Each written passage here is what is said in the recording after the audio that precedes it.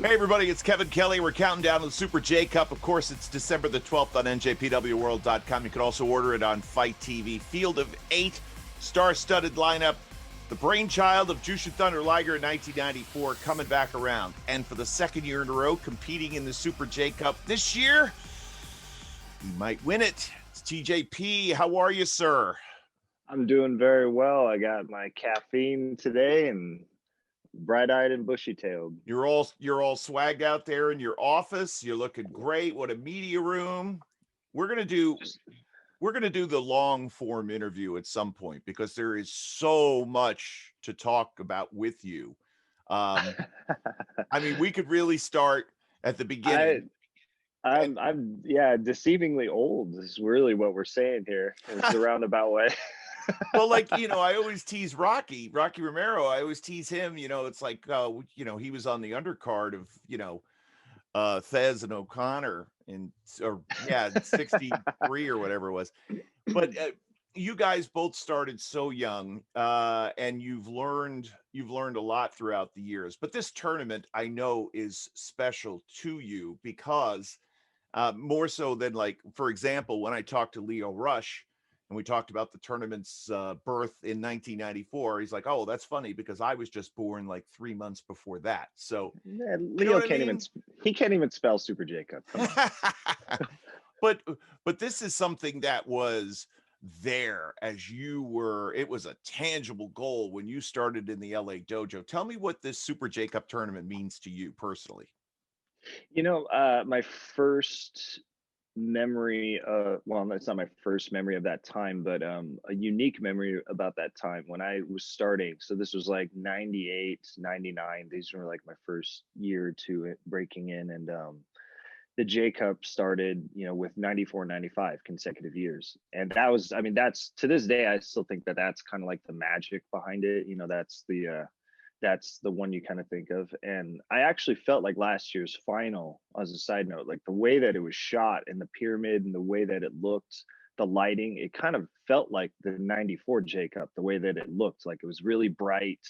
And there was such a unique mix of North Americans and other imports and obviously the homegrown Japanese talent.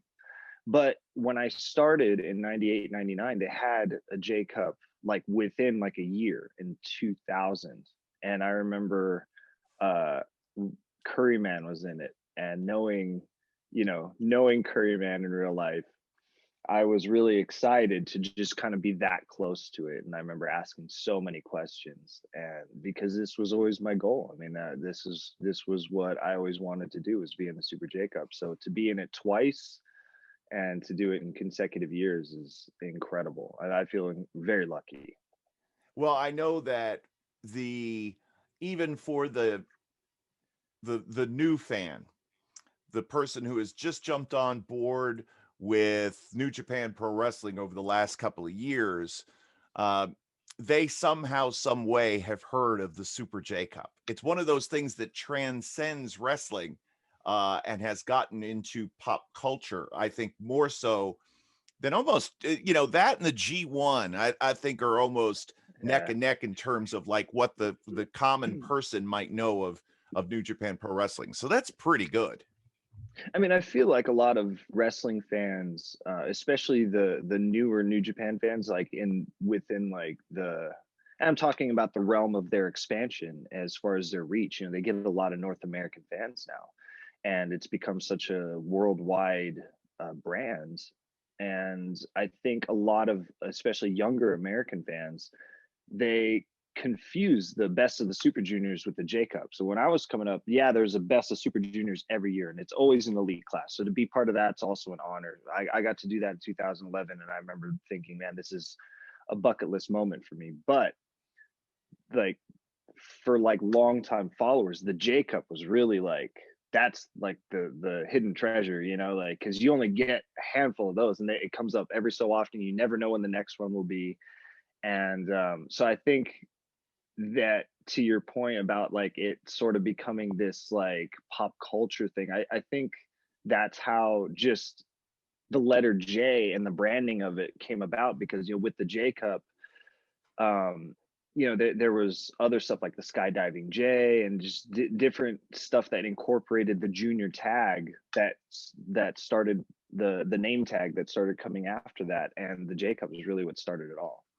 You drew, in my estimation, of course, the goal for you is to avenge, get even with El Phantasmo for what happened last year, and El Phantasmo back in this year's tournament, defending champion. For me, though, I think you drew kind of the toughest first round match, and with ACH, somebody you're familiar with, somebody who has common mindset, common goals, almost.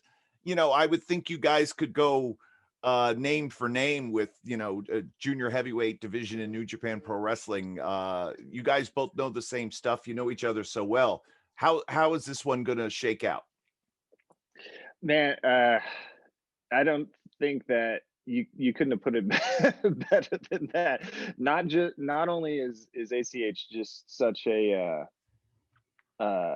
an incredible opponent and an incredible just wrestler, generally speaking. If you were to just assess him as a fan, I mean, he's got all the tools and he's so good.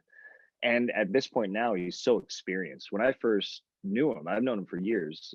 He was coming up, and I think the only thing he lacked was like some experience. But in the time that I was with him before and now, he had gone through New Japan, he had gone into WWE, done all these different companies and all these different things, and now he's so much better. And I personally regret now at this point, because we've talked about becoming a tag team too, so we've shared a lot of ideas and concepts and things, and now I'm like, man, I shouldn't have opened up my bag of tricks to him, because now I got to try to beat this guy. Now you need a new bag. And I think, all things considered, I consider him to be a superior physical wrestler than me. I'm gonna have to get creative if I expect to beat him. And yeah, El Phantasmo being, ELP being on the opposite bracket, I have to run the entire table just to get to this guy, and hope that he runs the entire bracket. So the odds are against me as far as certain outcomes, as far as what I want to accomplish. But I think the journey is the thing, and being in it this year is going to be exciting. And as tough as ACH is as a first round opponent, I don't think I could have picked a more fun matchup, because it's definitely a unique style mix. Well, I am looking forward to seeing how this tournament unfolds and how far you can go, and if you achieve your goal of winning the Super J Cup. I feel like we just started to scratch the surface, but we have limited time here today. We need to dive back in, really do the deep dive, the long sit down interview, because I just want to pick your brain for hours, just so you know. I want to hear, I have 1,000 questions I could ask you, literally. And that might suffice for the first volume. But I'm excited to see you back in this tournament. Hopefully a victory here in Super J Cup, and we go back to Japan in 2021, fingers crossed, and the 10-year anniversary of your Best of Super Junior debut. I think it would just be a great story that could be written. And you hold the pen, my friend, so best of luck on December the 12th. Well, thank you very much, Kevin. All right, so that's TJP. Gear it up for the Super J Cup, December 12th, right here, njpwworld.com. You can also order it on FIGHT TV.